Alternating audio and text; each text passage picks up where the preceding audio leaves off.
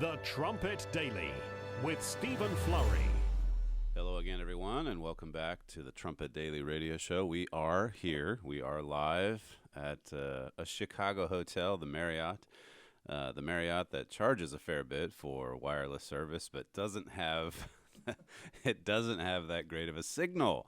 So we moved from the 7th floor down to the 3rd floor in hopes that the stream wouldn't cut out as much as it did yesterday. We were having trouble this morning when we were getting ready for the show.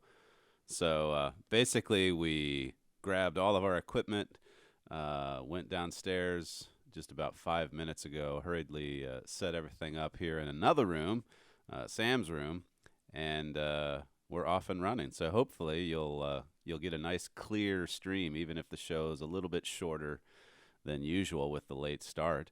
If you do have technical difficulties, the recording is always crystal clear, and so you can go back and listen to the podcast at thetrumpet.com later on today. But for those of you that get up early and that listen to the live stream, hopefully the next 45 minutes will be uninterrupted. We're in Chicago for the PAC, as many of you know. Sunday night, we had 191 in attendance. And last night, for the second evening, we had 118 in attendance. 70 of them were non-members. So we had a really great night again. I think we went until 10:30 or so, 10:45, talking to everybody after the fact. So it was a later night than Sunday night. And some really good feedback. I talked about the subject of repentance, and kind of along the lines of the same theme we've been emphasizing in many of these cities, to act on this knowledge, to be a doer of God's word and not a hearer only. But I put more of a focus on repentance last night, and like I say, I think a lot of people that came up afterwards seemed like they were really impacted in a positive way by some of those scriptures that we covered. So we actually have a Mega-Montage prepared for you. Not a Mega-Montage, but a Mega-Montage. Sam was busy again last night. He's got some feedback from some of those who attended the PAC. I think he also has some interviews with Victor Vigil and Mr. Cal Culpepper, the regional director over the Northeast. So they've been, we were together in New York City. We were together in Detroit, and then Cincinnati a few weeks ago. And then, of course, here in Chicago, and then both Mr. Vigil and Mr. Culpepper will be traveling with us later today down to Indianapolis. So his region, Mr. Culpepper's region, really has been impacted quite a lot by the numerous PACs that we've had in the Northeast over the past 3 months. So you can look forward to Sam's interview with both of those men as he asked them about just the impact that these PACs have had on some of the congregations. Well, earlier this month, we talked about some of the lessons from World War II, 80 years on from Germany's invasion of Poland, and we sometimes forget the other invasion of Poland that came from the opposite direction. Today, September 17th, is the day that Poland was invaded by Russia. An estimated 800,000 Soviet troops poured into little Poland as part of this Molotov-Ribbentrop pact, basically the decision of Germany and Russia going into World War II to carve up Poland. Poland, of course, caught right in the middle. This is from an article, The Forgotten Second Invasion of Poland. It says this second invasion is too often overlooked. In 2014, the article says, then U.S. President Barack Obama had the dubious distinction of announcing a plan to abandon the development of a missile defense system in Eastern Europe on the 75th anniversary of the Soviet invasion of Poland. I don't think he was aware of that, but it was on September the 17th. Back in 2014 when Mr. Obama made that, as it says here, that dubious announcement. But it says here some 13.5 million Poles would be absorbed into the USSR. as a result of the invasion following pro forma plebiscite condoning Moscow's annexation. And it says in parentheses, sound familiar? This was routine back in the 1930s for some of the Allied nations that just stepped aside and let Russia, let Germany commit these violent acts of aggression. It says Soviet authorities deported thousands of Poles further east to Siberia on trumped-up charges. It says on March 5th, 1940, the Soviet Politburo approved a plan to execute some 22,000 Polish prisoners, mostly soldiers, who were massacred at a number of secret locations in Poland, most notably within the Katyn Forest between April and May of 1940. So they were just, the Polish people just massacred from both sides, coming in from Germany, September 1st, 1939, and then a couple of weeks later, 2.5 weeks later, September 17th, 1939, when Russia invaded Poland from the east. So some wonderful, well, not wonderful, but some powerful lessons that we don't want to soon forget from 1939. And I won't take you back to some of those lessons we discussed on this program a couple of weeks ago. But I thought it was an important anniversary to draw some attention to here at the start. Yesterday we talked about the drone attack from Iran.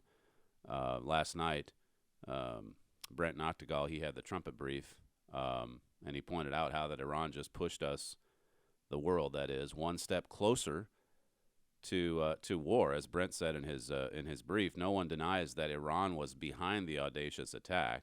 The big question is whether the attack came from Iran's mainland or one of its proxies. And as Brent points out, if it comes from one of the proxies, then you can have a strike in response, some kind of response. But when it comes direct from Iran, that makes it a little bit more tricky for the United States, for Saudi Arabia, because this is something that the U.S., from the very beginning, since 9/11, the U.S. has refused to do. That is to actually attack the head of the snake directly.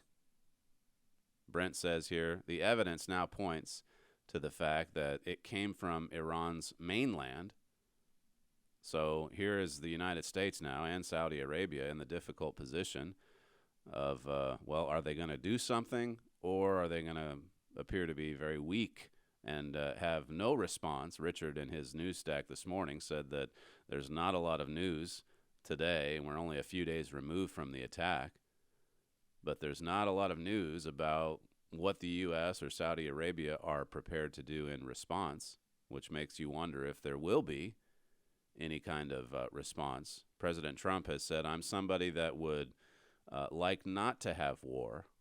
He said the other day, no, I don't want war with anybody, but we're prepared more than anyone. So in the soundbite, I didn't bring it with me, but he talked about how strong the United States is, how much we have in the form of armaments and such. But at the same time, he's also had a track record, a relatively short one at that, but a track record of not wanting to initiate conflict. George Friedman pointed out that the attack does put the U.S. and Saudi Arabia in a very difficult position. He said the U.S. cannot ignore the attack as the great military power in the anti-Iran coalition. It is the de facto security guarantor. But if it strikes, it invites a response from the Iranians and resistance from its allies. If it does not strike, it weakens the foundations of the anti-Iran alliance and strengthens Iran. He says that the U.S. Secretary of State Mike Pompeo has recently alluded to the possibility that the U.S. was open to negotiations. The Iranians may have seen this attack as an important negotiating point. Friedman says, finally, it is difficult to see how the U.S. can respond without risking more attacks on Saudi Arabia. It is likewise difficult to see how the U.S. can avoid striking without losing the alliance's confidence. So a very difficult position that the U.S. is currently in. as Iran, as Brent pointed out yesterday, pushes the world one step closer to war. Well, as an aside here, you've got Germany pushing for its country or its nation to lift its export ban on Saudi Arabia following this attack. Germany stepping forward to try to help Saudi Arabia more. And, of course, this is significant because of the Psalm 83 alliance, these two camps in the Middle East, and how that half of them, or one camp's going to side with Germany when it's all said and done. It's not a huge step forward, but lifting an export ban, it does just inch Germany closer to Saudi Arabia.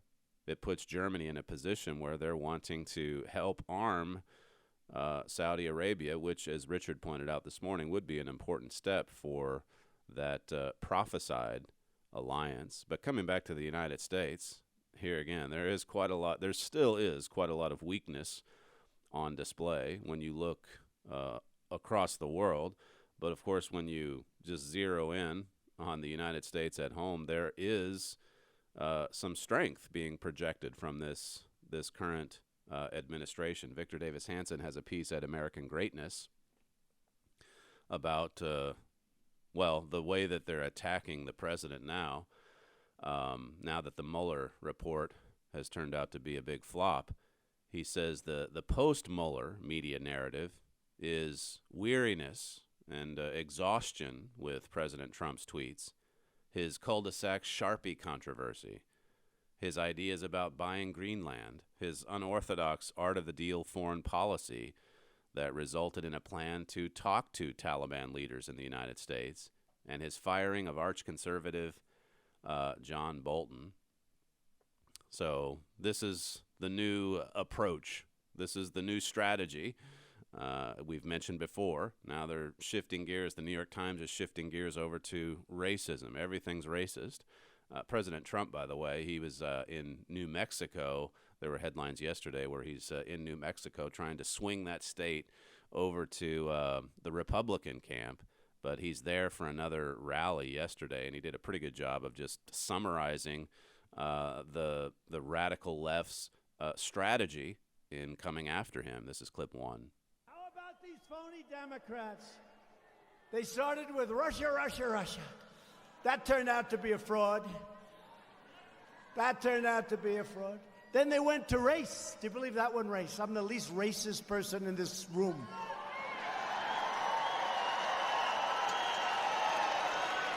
Then they went to recession. There's going to be a recession. Oh, please let there be a recession, please. Because we have a better chance of defeating him if there's a recession. And unfortunately, the stock market's only a few points from its all-time high, which we've broken on, I think it's well over 100 times. We broke the all-time record.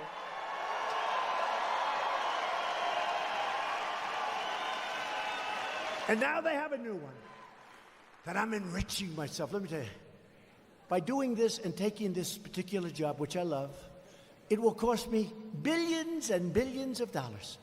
But if somebody from the Middle East that I never saw before comes in and stays at one of my hotels for an evening and pays $439, emoluments. Nobody ever heard the word emollient before. Emolument. Nobody ever heard that word. Emolument. He's enriching himself. That's President Trump from yesterday having a little fun with his detractors once again, pulling in $439 from one of his hotel rooms. Victor Davis Hanson, just in speaking about some of the successes he's had domestically, he said the August jobs report unexpectedly reminds us that never have so many Americans been at work. The 3.7% unemployment rate continues to be the lowest peacetime unemployment figure in 50 years. Hanson says black and Hispanic unemployment remain at record lows. Workers' wages continue to rise. Talk of recession is belied by low interest, low inflation, low unemployment, and a strong stock market. He says the result is that millions of Americans enjoy far better lives than they had in 2016. A lot of people are benefiting, And we talked yesterday on the program how that in the short term, well, that's prophesied. But the unemployment figure, lowest in 50 years, record lows for minorities, for the black and Hispanic communities. Yesterday at the White House, the president was asked about some of the initiatives he has now for some of America's bigger cities, which are really struggling. And this is what he had to say, clip 2. Well, I think what I've done for the inner cities is more than any president has done for a long time. We've created opportunity zones. In fact, I did that with Tim Scott, who you know very well, who's, I think, a tremendous guy. It was his initiative, and he came to see me. They're having a tremendously positive impact on the inner cities, including Baltimore, including a lot of other cities that you wouldn't necessarily think. Oakland, California, is an example. We're having tremendous success in the inner cities because of the opportunity zones. Criminal justice reform, I was the one that got it. Nobody else. I mean, we had people that helped, but a group of extremely liberal Democrats came to the office and they said, we cannot get it. President Obama was unable to get it, as you know. President Bush, they were all unable to get it, and I got it. That's President Trump yesterday, talking about some of the work he's done for cities like Oakland. And can you imagine if you think about all the trouble, even here in Chicago, with violence and such, Baltimore, and then the homelessness crisis out in the West Coast, Portland, Sacramento, Los Angeles.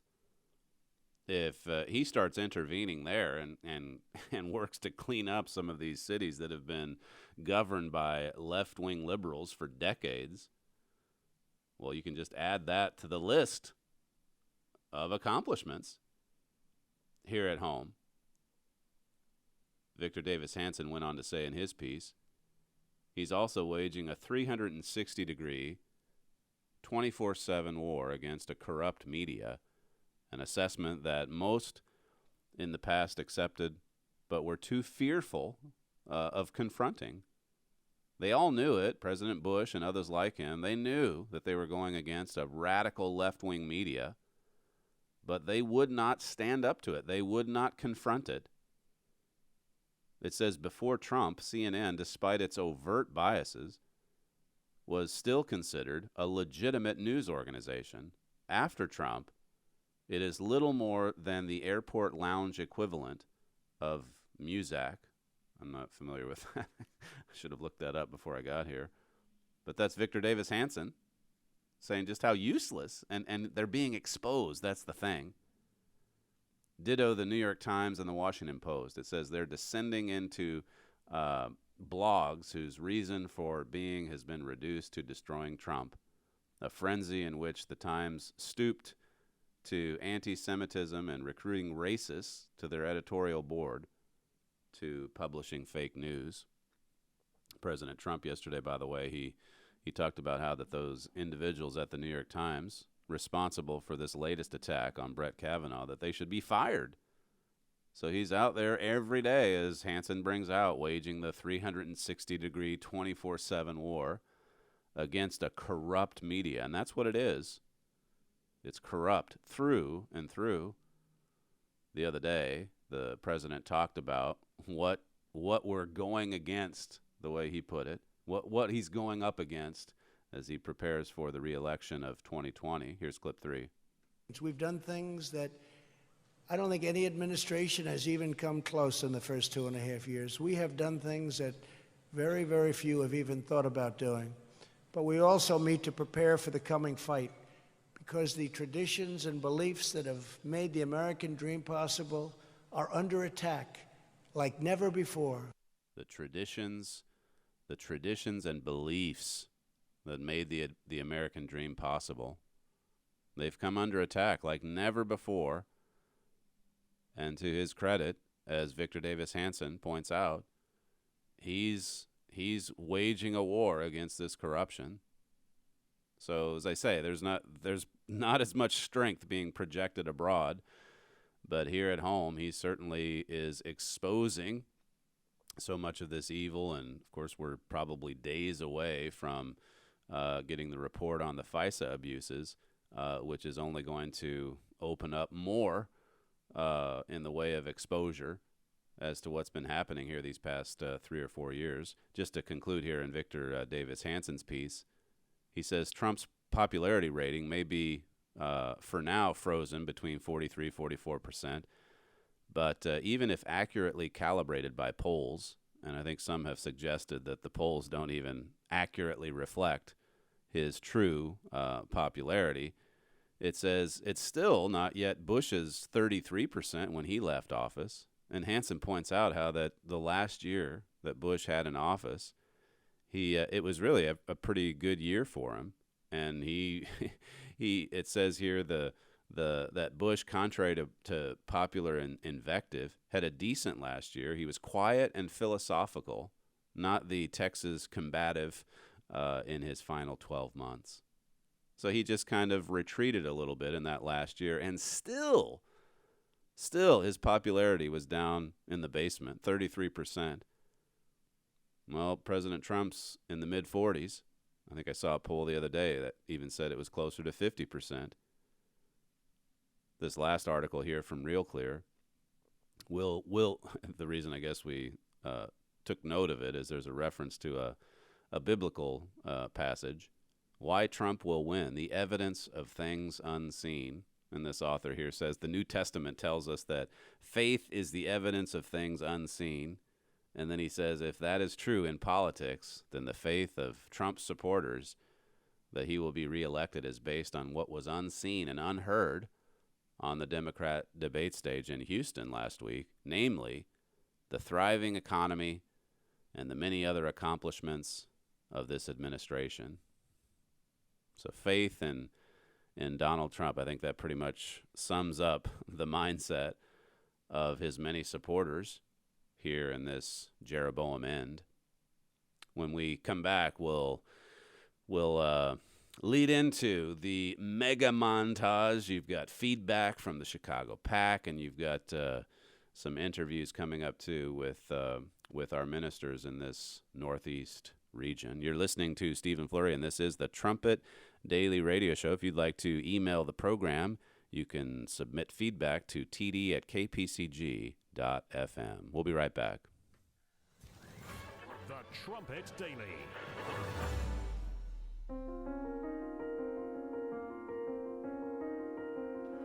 The developed nations have made awesome progress. They have produced a highly mechanized world, providing every luxury, modern convenience, and means of pleasure. Yet they are cursed with crime, violence, injustice, sickness and disease, broken homes and families. At the same time, more than one half the world is living in illiteracy, abject poverty, filth and squalor. Violence and destruction are rapidly multiplying. Many ask, why, if God exists, does he allow so much violence and human suffering? To understand the reason behind this astonishing paradox, request a complimentary copy of Mystery of the Ages. We were born into this 20th century world as it is. We take it for granted, but we can't explain it. It's like viewing a movie at a point already near the end. We see what is occurring at that point, but not having seen it from the beginning and not knowing how events developed to the point of viewing, we simply cannot understand what we are seeing. Mystery of the Ages transports you back to the beginning of the movie, to the foundation of this present evil world. To learn more, please visit thetrumpet.com. You're listening to the Trumpet Daily Radio Show. So we're finishing up our stay here in Chicago, putting the finishing touches on a successful PAC event, 2 nights. The first evening, I spoke about taking God's tide at the flood, to use or to paraphrase what Shakespeare wrote in Julius Caesar. This is something my father has repeatedly drawn attention to in recent weeks in meetings, even in a message that he gave a couple of weeks ago. And I use that same quote from Shakespeare to really encourage our trumpet readers to act on this knowledge and to get behind the momentum of this work, God's church in these last days. And then last night, as I said at the top of the show, I focused more on repentance and bringing forth the fruits of repentance, as Jesus said there in Matthew 3. And so the emphasis through and through, and I used some examples from the Bible, Cain and Esau, and how that they sorrowed, but that sorrow did not lead to a change in behavior. So that's just a little bit of a synopsis of the messages that we've had from the past 2 nights. To conclude with on today's show, we've got some feedback from some of those who attended the PAC, and then also, as I say, Sam's interviews with Mr. Vigil and Mr. Culpepper. Hi, my name is Larry. I've been a Trumpet subscriber. It's been a few years. I don't remember exactly. Sorry. This is my second PAC. The last PAC I've been to was in 2017, right? Yeah, in Chicago. Yeah, it was here in the same one. That's when I met Mr. Gerald Fleury. Great. And it was great. I even got his autograph in the Overcomer book. Oh, perfect. Yeah. And he's a tall guy. He's taller than me. So I was like, oh, man, he's a big, tall guy. And his son's bigger, too. He's a big dude, too. Have you spoken to Mr. Stephen Fleury? Yeah, I spoke to him yesterday. And I want to talk to him again today. Maybe get a picture. Maybe get another autograph of him, too, you know. And, what he was saying is, spot on. It's been just like last night, and then even from a couple of years ago, it's been making a really big impression on my mind, And I know I read an article, I believe Mr. Stephen Fleury wrote it, something about when God works on your mind, there's like a pressure and like there's like urgency and stuff, and it's like I gotta do something, just do it, and then work on getting rid of bad habits, overcoming, praying more. I mean, really being real in prayer, letting them know how you feel, and then asking for help where you need it the most, and grab the Bible, just read, Hi, my name is Sylvia Alvarez, and I found the Philadelphia Church of God through my husband. That's how I started to get interested, and then I started reading some of his books because he used to lay them around. I found one in his car, actually, when we were dating. And so it was very interesting to find out who Herbert W. Armstrong was. And ever since, it's been 6 years. We've been 6 years married, too. And I've been in connection with the church, even if it's been reading it. I've been hearing it from day one since the Trumpet Daily radio shows and all the other radio broadcasts out there, like the Trumpet booklet, Living by Every Word, the best literature, since they all started. Yeah, I follow them, and the Trumpet Live, I get to sit down at work. And basically, that's what I do. I go to work and I plug in my headphones as soon as I get there, just to listen to the best word of God, which comes from the trumpet. And you were here in 2017?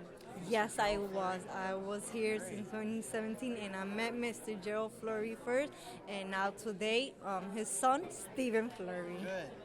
Okay, my name is Christos Primbas, the Greek. Everyone knows me by that. It's easier for them to remember me by, especially because of the first name. I've been here with the PAC from 2017. I have met Mr. Fleury, Mr. Gerald Fleury, now Mr. Stephen Fleury. I am a possible prospect that Mr. Culpepper is working with, trying to become a member of the Philadelphia Church of God. And everyone's been very helpful and hopeful for me, and Mr. Culpepper is still working with me, and everyone's rooting me on. I'm here with preaching elder Mr. Victor Vigil, and he's going to give us a bit of a summary on what goes into setting up some of the PACs in his region. On our side of planning for a PAC, we wait for headquarters to pick the city, pick the venue, pick the date. Once all of that's arranged through headquarters, then Mr. Culpepper gets involved on our end to arrange all of the volunteers who come out and help. There's a lot of different responsibilities. It's a lot like a Feast of Tabernacles at our church, where we have a hospitality department that handles the literature tables, the Bible study sign-up, registration. We have a department that handles the auditorium setup and maintenance, setting up chairs and arranging ushers to help people find seats. And then we have other departments as well. And so a large part of what we do is organize the church members to volunteer for those various responsibilities. We assign them ahead of time. We arrange for an organization meeting before the PAC. And as far as my responsibilities, a neat part of one of the jobs that I've been able to help out is transportation. So a lot of times Mr. Culpepper and the other ministers and some brethren as well will help out transportation, making sure that the staff flying in from headquarters can make it to the hotel, that they're all set for the responsibilities that they need to fulfill.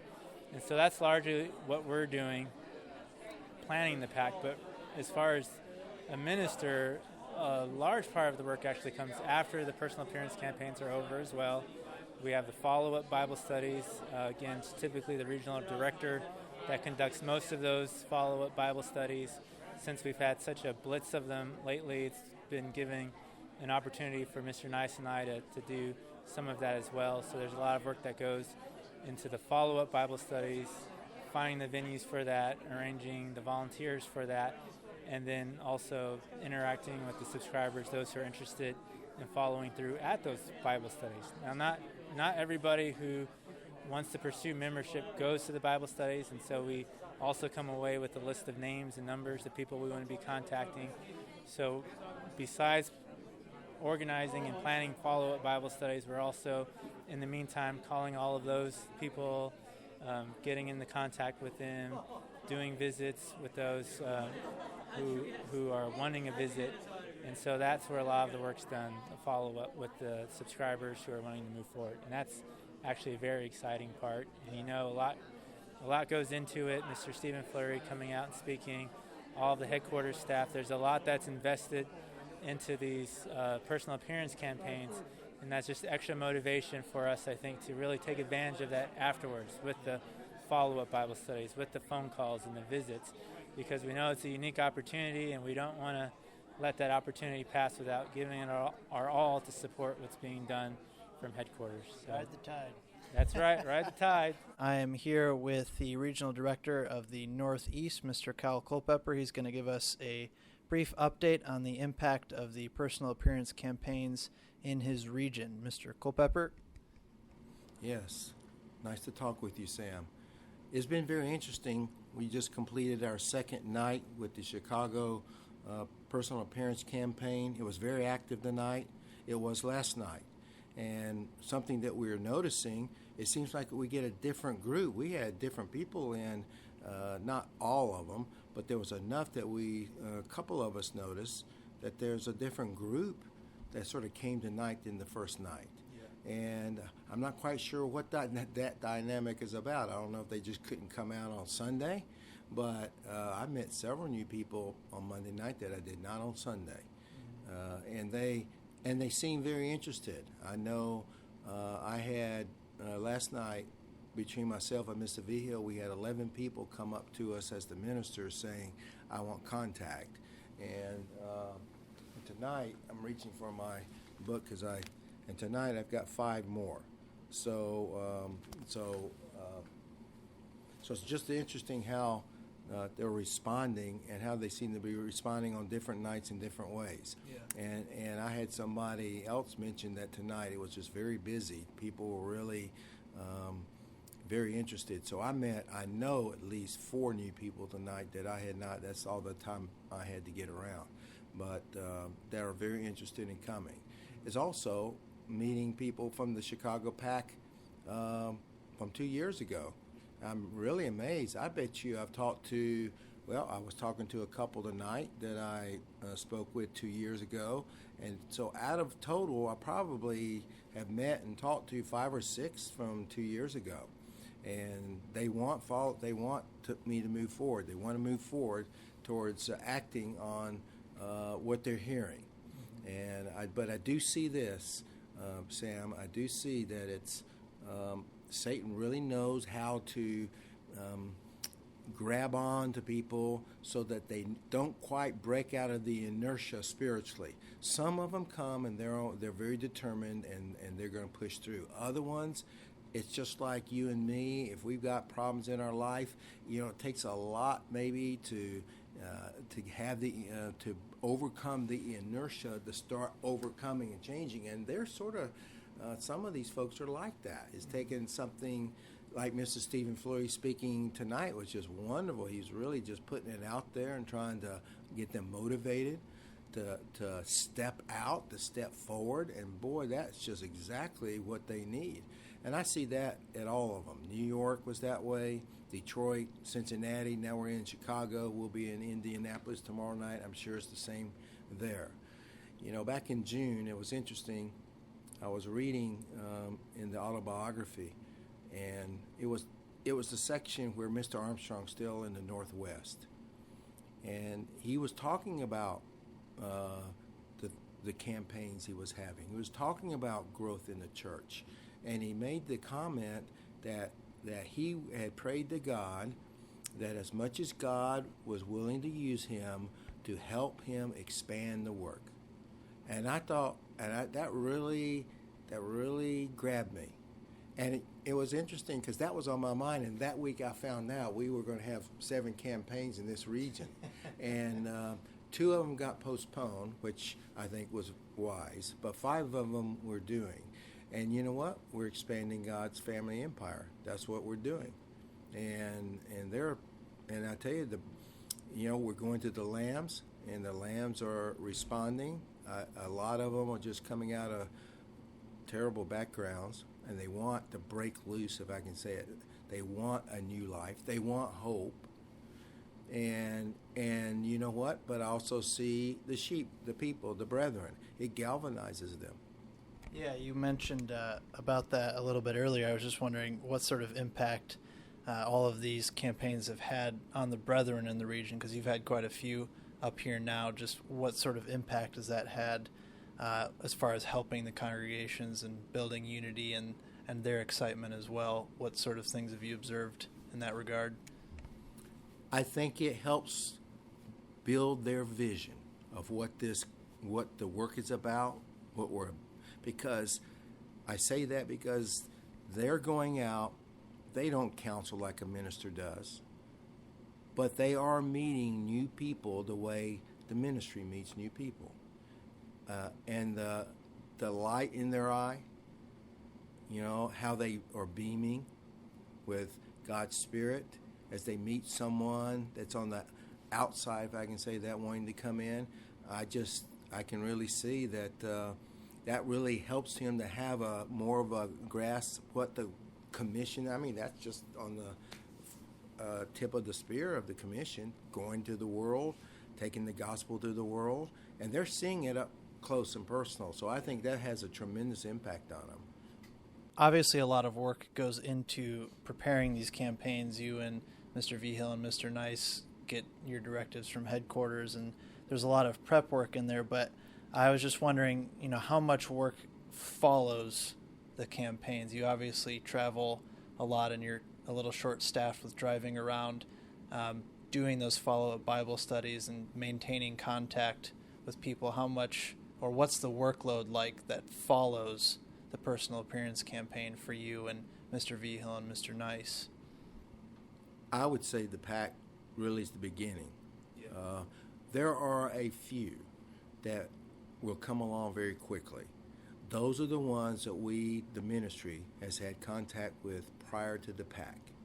And the PAC sort of pushes them over to break that inertia we were talking about and to step forward and say, I'd like to do something. Those are a few, the 1, 2, 3 kind of a thing. By way and afar, the process starts with the brethren, with these lambs, and that can go. It just depends on the individual. Some are going to move on this quicker than others. Some are going to respond quicker than others. So it could go, several months, 6 months, a year, kind of a thing, depending on the individual. And then I do think that we're sowing seeds for a longer term, because I know in New York, 2 of the people that out of the 4 we invited, we had visited with 13 years ago. Wow. And they had not forgotten about it. Their life wasn't quite right. I think God was working on them when this summer's PAC came to New York. I saw that in Chicago tonight. It's the same thing. People that have coming to the PAC 2 years ago, and now they're wanting to step forward because they inherently know what Mrs. Stephen Fleury is saying is correct, that they could be here 2 years from now, like he said tonight. And if they don't do something with this, they could lose it. And time's clicking along. So I just think it really gets down to the individual. There can be, if people really applying themselves with prayer and study and really, and of course now we want them to be familiar with Mystery of the Ages and Malachi's message. Some of them have read those 2 books, some of them have not.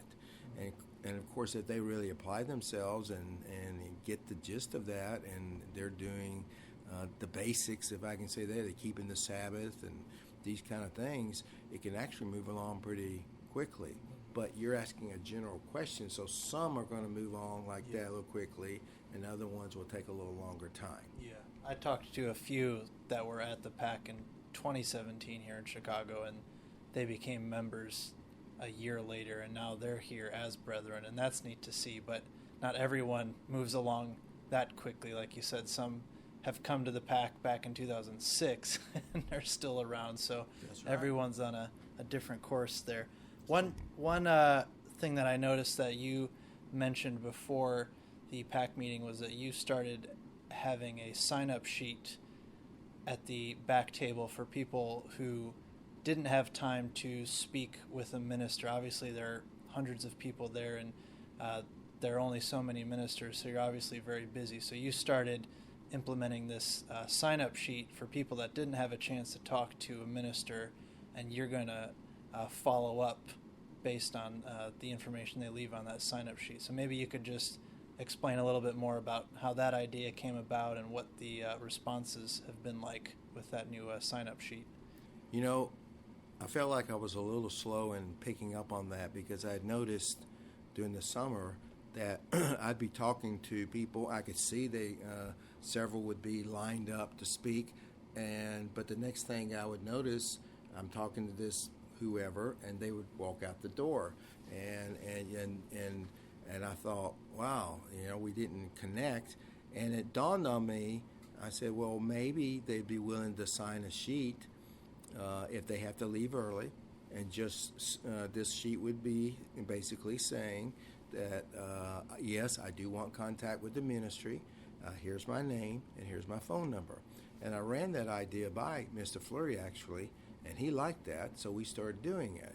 And you know what? Much to my surprise, it's been working better than I even expected, because I think last night we had 12 people sign that list, and I didn't look at the list. We got 4 or 5 tonight that have signed the list, giving us their name and number, saying we want contact. Mm-hmm. And so, wow. So because look, you only have so much time after the PAC. Right. And if people are talking to you and you get engaged in a conversation, even if you got several ministers there, you can miss other ones. And I think the idea was just to give someone an opportunity or an outlet to say, well, I'm sorry I missed you. I want contact. Here's my name and number. Give me a call. And they are using it, and it's working very well. Yeah, it's another thing I noticed just with these PACs here in Chicago is how proactive you guys are in following up quickly and really going after people that show any sort of interest. So I just think that's a really neat way to keep up with that. That's about all I've got. Do you have any parting remarks for everyone? Well, going after them is what it's about, because I do feel like, I don't know if the right term is shelf life, but I sort of do kind of think it's sort of like that they leave, they're on fire, they're zealous, but it can wane in a hurry because, as I said, even in the church we know we fight ourselves and the world and Satan, and so are these lambs. But they're not being fed in the church, and they're not converted yet. And so it does seem like it's as quickly as possible getting to them while the fire is still there is very important. So that's why we try to get to them as quickly as we can.